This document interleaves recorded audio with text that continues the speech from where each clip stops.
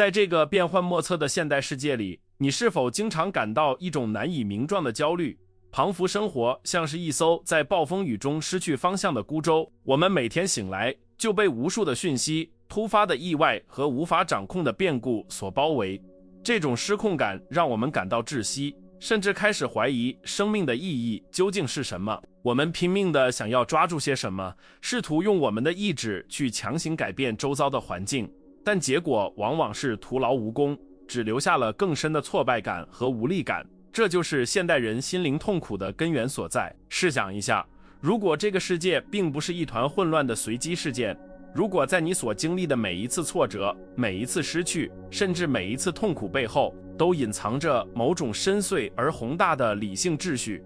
那会是怎样的景象？斯多葛学派的哲学家们坚信，宇宙并非冰冷无情的真空，也不是原子混乱碰撞的结果，而是一个充满智慧、由神圣理性所编织的有机整体。这种贯穿万物、引导星辰运行，也掌管人类命运的力量，他们称之为罗格斯，也就是宇宙的理性或道。当我们感到迷茫时，往往是因为我们将自己视为与世界割裂的个体，我们把自己关在狭隘的自我意识里，与浩瀚的宇宙对立起来，将发生在我们身上的事情视为倒霉或不公。然而，罗格斯告诉我们，我们只是宏大交响乐中的一个音符，每一个音符的起伏、停顿和高潮，都是为了整首乐曲的和谐而存在。如果我们听不到这首乐曲的旋律，仅仅盯着自己这一个音符看，我们就会觉得孤独和荒谬。但一旦我们学会倾听那宏大的节奏，一切都会变得清晰起来。罗马皇帝马可·奥里略，这位在战火与瘟疫中执政的哲学家，正是依靠对罗格斯的坚定信仰，才在动荡不安的帝国岁月中保持了内心的宁静与强大。他在沉思录中反复提醒自己，要像一块岩石一样，任凭海浪拍打而岿然不动，因为他知道海浪的拍打也是宇宙自然运作的一部分。他明白，发生的每一件事，无论是好是坏，都是宇宙理性为了整体的利益而精心安排的。这种视角彻底改变了他对受苦的看法，让他从受害者变成了参与者。我们之所以痛苦，是因为我们总是试图违背罗格斯的流向。我们想要河流倒流，想要夏天飘雪，想要留住注定要逝去的事物。艾比克泰德曾形象地比喻说，如果我们是一只被拴在马车后面的狗，当马车前进时，我们有两个选择，要是我们顺从地跟住跑，我们就是自由的旅伴；要是我们抗拒并试图停下，我们就会被拖着走，既受了皮肉之苦，最终还是得去同一个地方。理解罗格斯，就是学会主动地跟住马车奔跑，而不是被命运拖行。这种宇宙理性的概念听起来似乎有些抽象，但它实际上极具治愈力量。它能瞬间将我们从琐碎的烦恼中抽离出来，赋予我们一种俯瞰视角的智慧。当你意识到你所遭遇的背叛、失业或是疾病都在宇宙的因果链条中有其必要的位置时，你的愤怒就会转化为接纳，你的恐惧就会转化为敬畏。这并不是宿命论的消极无奈，而是一种主动的、英勇的认同。认同我们是这个神圣宇宙公民的一份子，我们愿意承担属于自己的那份命运。在接下来的时间里，我们将深入探讨如何将这种古老的智慧应用到21世纪的生活中，学习如何调频我们的心灵，使其与宇宙的频率共振。我们将不再是无助的漂流者，而是成为自己灵魂的船长，因为我们手中有了一张由罗格斯绘制的航海图。这张图或许不能保证海面上永远风平浪静，但它能保证我们在任何风暴中都能找到方向，不再迷失于虚无的黑暗之中。这就是斯多葛哲学给予我们最珍贵的礼物。很多人拒绝接受这种观点，认为这剥夺了人的自由意志，但斯多葛学派认为，真正的自由并非为所欲为，而是理性的选择与必然性达成和解。当你的意愿与宇宙的意愿合二为一时，你就获得了神一般的自由。没有任何事物能够强迫你或阻碍你，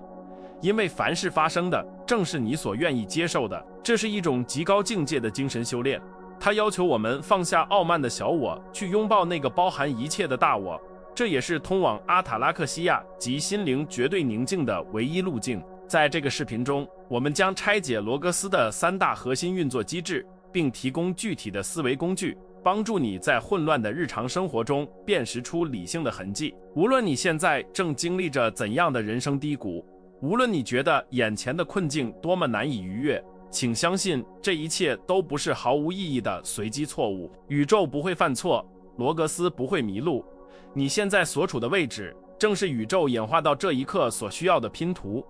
而你的任务就是去理解并演好这个角色。准备好了吗？让我们放下对未知的恐惧，深吸一口气，开始这场寻找宇宙理性的精神之旅。我们将一起学习如何擦亮心灵的眼睛，看穿表象的混乱，直视那团永恒燃烧、生生不息的神圣之火。当你真正看懂了罗格斯，你就会发现你从未孤单，你也从未被抛弃。整个宇宙都在以一种你未曾察觉的方式，默默地支持着你的存在与成长。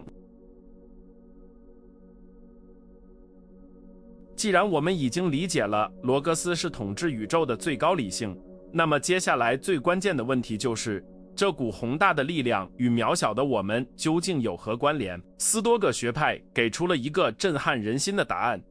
罗格斯并不仅仅存在于遥远的星空或抽象的法则中，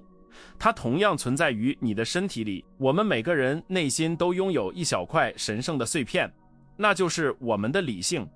这意味着你并不是宇宙的旁观者，你在本质上与宇宙同构，你内心的理性与掌管万物的理性是同宗同源的，这就是我们力量的源头。当我们说要顺应自然生活时，并不是要我们像野兽一样凭借本能行事，而是要我们顺应我们内在最高贵的人性，也就是理性的指引。大多数人的痛苦源于他们内在的理性与外在的宇宙理性发生了冲突。宇宙说这件事必须发生，而你的情绪说我不想要它发生。这种内在与外在的撕裂就是焦虑、愤怒和绝望的本质。我们必须明白，我们无法控制外在的罗格斯如何安排剧本，但我们绝对可以控制内在的罗格斯如何解读剧本。艾比克泰德曾经教导我们要把自己想象成戏剧中的演员，剧本是由剧作家宇宙罗格斯编写的，角色的长短、贵贱、命运都已注定。如果你被分配演一个乞丐，你的任务不是抱怨为什么没演国王，而是以最精湛的演技把这个乞丐演得生动、尊严且合乎逻辑。当你不再试图篡改剧本，而是专注于演好角色时，你就与罗格斯达成了一种神圣的契约，你就不再是被命运摆布的受害者，而是与命运共舞的艺术家。为了实践这一点，我们需要掌握第一个核心工具，控制的二分法的高阶版，理性的一致性。初学者认为这只是区分什么能控制，什么不能控制，但大师级的斯多葛实践者知道，这其实是关于如何运用你的判断力。当一个突发的坏消息传来，你的第一反应可能是恐慌，这是动物性的本能，但随后你内在的罗格斯必须介入，告诉自己这是一个外部事件，它本身是中性的，只有我的判断才能赋予它好或坏的属性。让我们举一个现代生活的具体例子。假设你在工作中被主管无理的指责，普通的反应是愤怒、委屈，觉得这不公平。这时你是在用你的情绪对抗已经发生的事实，宇宙理性。但如果你运用内在的罗格斯，你会这样分析：主管的愤怒是他内心失序的表现，那是他的问题，他的言语只是声波的震动，无法真正伤害我的灵魂。我唯一需要负责的是我是否保持了正直和专业。通过这种理性的过滤，你将一场潜在的心理崩溃转化为了一次心智的磨练。这种思维方式的极致，就是尼采后来深受斯多葛影响所提出的命运之爱。这不是无奈的忍受，而是热烈的拥抱。你要学会对住罗格斯给你的一切说好，甚至说再来一点，因为你深知，就像炼金术一样，罗格斯的火能将一切杂质炼成黄金。如果你遭遇了贫穷，那是宇宙给你机会展示节制；如果你遭遇了疾病，那是宇宙给你机会展示勇气。每一种处境都是罗格斯为你量身定做的健身房，目的是为了强化你内在的神性。接下来我们要引入第二个强大的心理工具，客观的再现。这是一种剥离了所有情感色彩和价值判断的观察方式，也是马可·奥里略最常用的技巧。我们常常被事物的表象所迷惑，给他们穿上华丽或可怕的外衣。罗格斯要求我们看清事物的本质，还原它们最原本的物理状态。当我们能够直视事物的裸体，恐惧和贪婪就会自然消散，因为那些强烈的情绪往往是我们自己凭空想象出来的。马可·奥里略曾在日记中写道，当面对美味的佳肴时，告诉自己这只是死去的猪或是鸟的尸体；当面对陈年美酒时，告诉自己这只是发酵的葡萄汁；当面对紫色的黄袍时，告诉自己这只是染了贝壳血的羊毛。他这样做不是为了变得乏味，而是为了不被世俗的价值观所绑架。在现代，当你看到别人炫耀豪车名表而感到嫉妒时，试着用这个工具，那只是一堆组装起来的金属、塑料和皮革，它并不能增加那个人的内在价值，也不能减少你的价值。同样的，当我们面对恐惧的事物时，也要运用这种物理学视角。你在公开演讲前感到心跳加速、手心出汗，不要告诉自己我太紧张了，我要搞砸了，这是一个负面的故事。试着客观描述，我的肾上腺素正在分泌，心率加快，这是身体准备战斗或逃跑的生理机制。当你用科学的罗格斯的语言来描述现状，你就从情绪的溺水中浮了出来，站在了岸上冷静观察。这种抽离感正是理性战胜本能的关键时刻。我们必须警惕愤怒这种情绪，因为愤怒在本质上是对罗格斯最大的亵渎。当你生气时，你实际上是在说，我认为世界不应该是这个样子的。你是在狂妄地指责宇宙犯了错。如果你开车遇到塞车而暴怒，你就是在要求拥有几百万人口的城市为了你的便利而改变交通规律。这不仅是愚蠢的，更是无用的。斯多葛主义者明白，塞车是城市运作的必然副产品，就像木头会生火，石头会下坠一样，都是自然法则的一部分。理解罗格斯还意味着理解万物互联。我们不是一座座孤岛，而是同一个巨大的生命体，宇宙的一部分。就像你的手指受伤了，全身都会感觉到疼痛一样，我们与他人的关系也是如此紧密。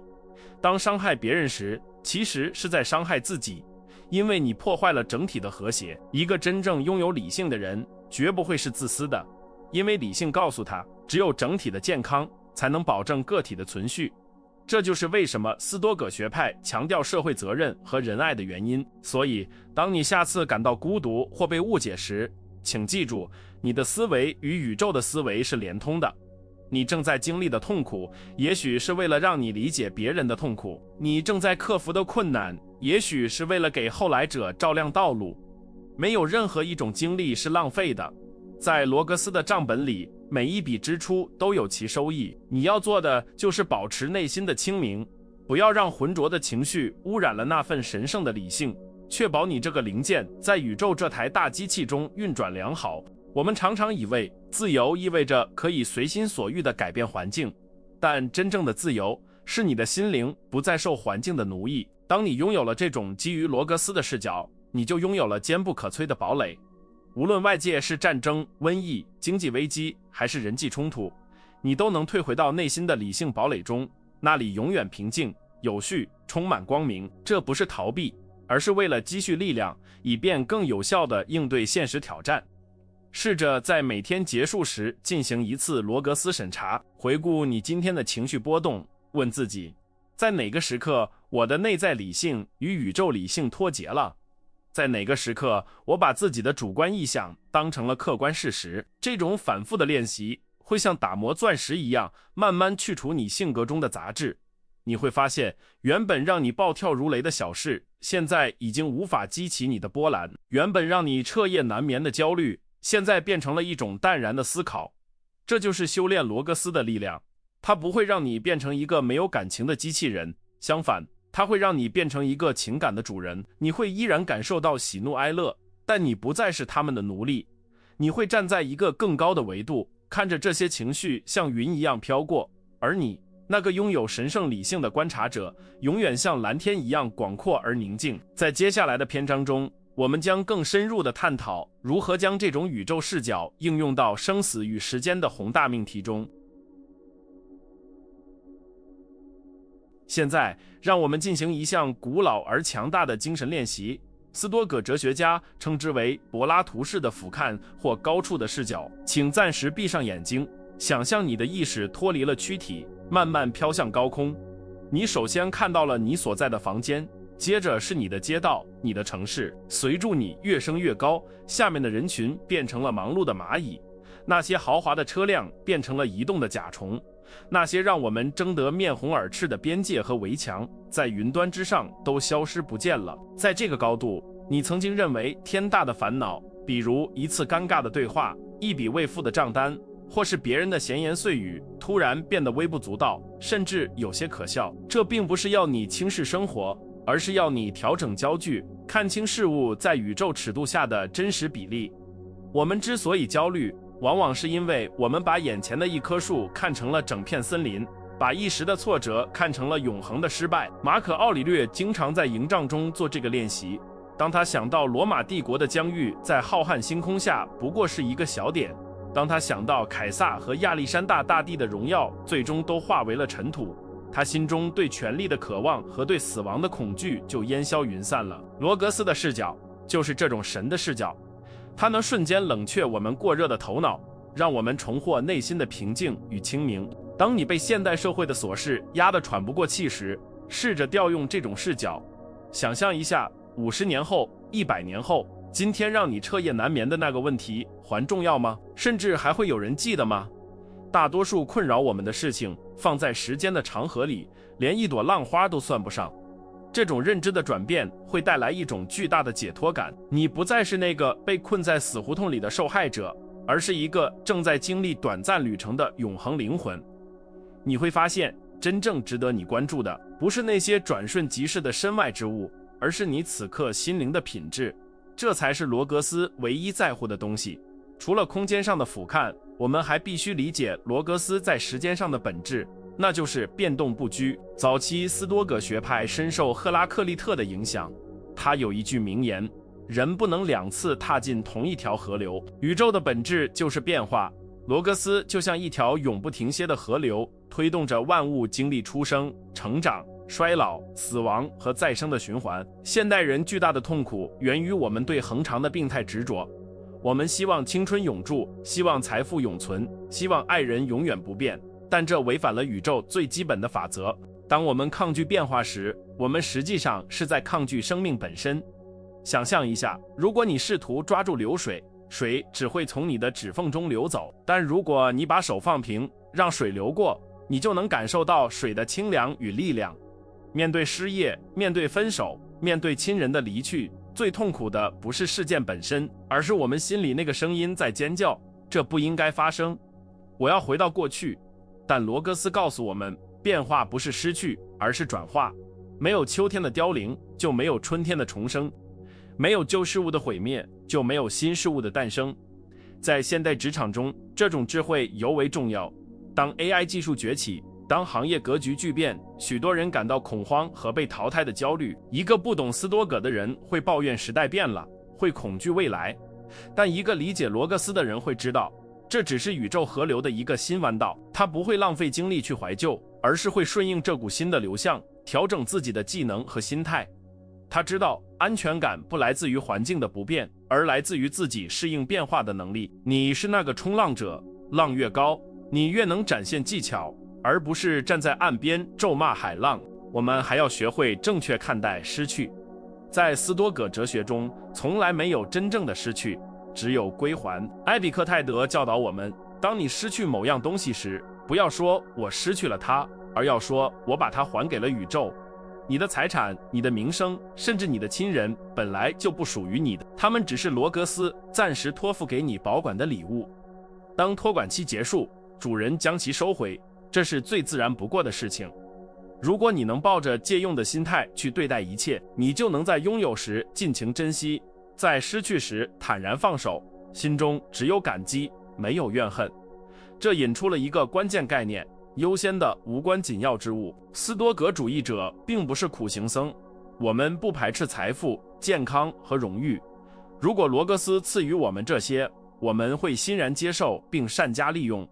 但关键在于，我们不能依赖他们，他们就像是宴席上的配菜，有则锦上添花，无则不损主菜美德的风味。现代人往往把配菜当成了主菜，为了追求金钱和赞赏而牺牲了自己的良知和宁静，这就是本末倒置，是对罗格斯秩序的颠倒。想想社交媒体上的焦虑吧，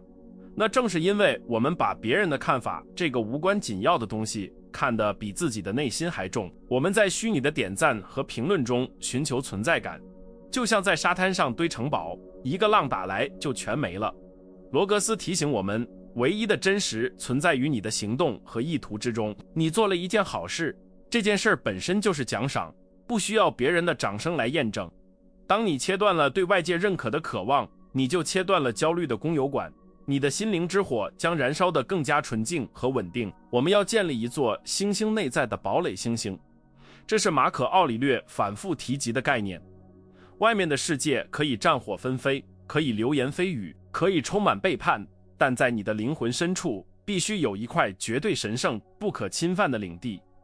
在那里理性是唯一的国王，没有任何外部力量能够强行闯入。每当你感到外界压力过大时，你随时可以撤退到这座堡垒中休整。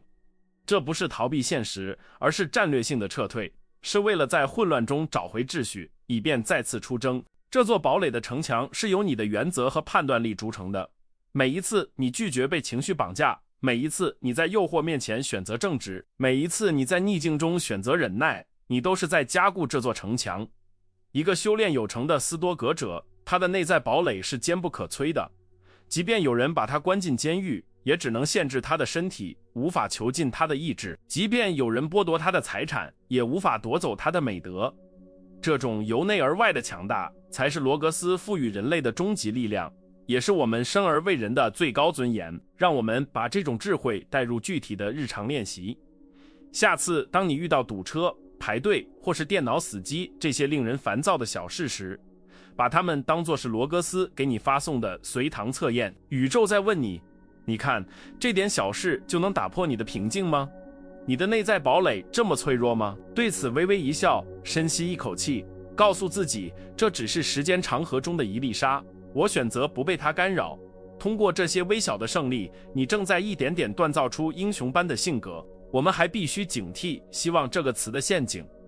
这听起来很反直觉，但斯多葛学派认为，过度的希望和恐惧是一枚硬币的两面。当你寄希望于未来变好时，你其实是在拒绝当下，你在把幸福的赌注压在你无法控制的明天。罗格斯要求我们活在当下，拥抱命运之爱，不要希望事情会有所不同，而要热爱他们现在的样子。这种彻底的现实主义消除了对未来的焦虑，让你把所有的能量都聚焦在此时此刻的行动上。想象一下，如果你的人生是一部电影，罗格斯是导演，你是主角。一部好的电影需要冲突，需要高潮，需要低谷。如果主角一路顺风顺水，那这部电影将是乏味的。所以当困境来临时，不要抱怨，要把它视为剧情的转折点，是展现你角色深度的机会。那个让你痛苦的敌人，其实是配合你演出的对手戏演员。那个看似绝望的处境，其实是为你的英雄归来铺垫的背景。用这种艺术家的心态去生活，你会发现痛苦也具有了某种崇高的美感。随着我们对罗格斯的理解加深，我们开始触碰斯多葛哲学中最深奥也最令人畏惧的主题——死亡。在罗格斯的循环中，死亡不是终点，而是转化，是个体回归整体的过程。我们来自宇宙的星辰，最终也将回归星辰。这不是悲剧，而是宏大的宇宙生态循环。在下一章，也就是最后的篇章中，我们将直面死亡，并将其转化为热爱生活的最大动力，完成我们精神之旅的最后拼图。我们终于来到了斯多葛哲学最深邃也最令人敬畏的篇章，如何面对生命的终结。在罗格斯的宏大剧本中，死亡并不是一个意外的错误，也不是一种可怕的惩罚，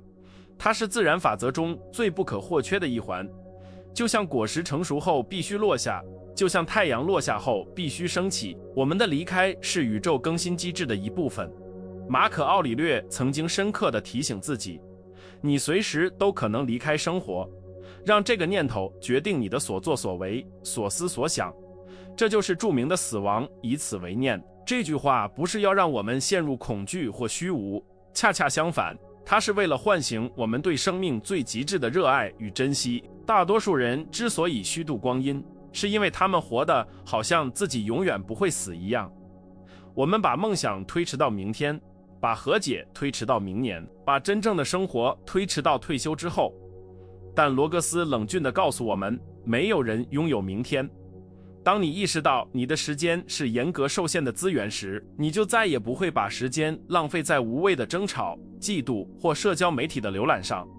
死亡就像一把锋利的剪刀，剪去了生活中所有不必要的枝蔓，只留下了最核心、最真实的部分。它是过滤杂质的最强过滤器，帮助我们看清什么才是真正值得我们投入生命能量的事物。试着把人生想象成一场盛大的宴席，或者是埃比克泰德所说的奥林匹克运动会。罗格斯邀请你来参与这场盛会，你有幸看到了壮丽的日出，感受到了爱情的甜蜜，体验了思考的乐趣。但宴席中有散场之时，当主持人宇宙理性示意你离开时，你不应该像个贪婪的孩子一样哭闹着不肯走，而应该优雅地起身，感谢主人的款待，然后平静地离去。这种优雅的态度源于对自然法则的深刻理解和顺从。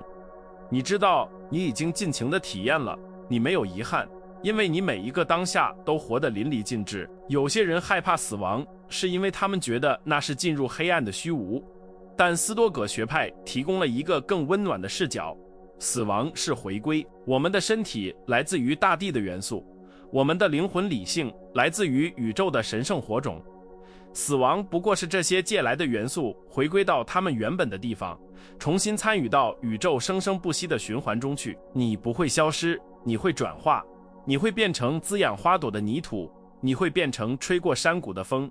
你会重新融入那个伟大的永恒的罗格斯之中。这种天人合一的终极归宿消解了个体自我的孤独感，让我们感受到一种宏大的安宁。既然终点已定，那么过程就显得尤为重要。我们应该如何度过这段借来的时光？答案是像一个真正的世界公民那样活着。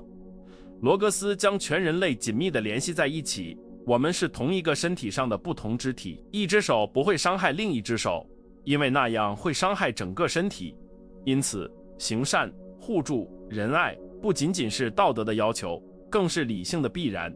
当你帮助他人时，你是在顺应宇宙的合作本性；当你伤害他人时，你是在让自己发生癌变，脱离了罗格斯的秩序。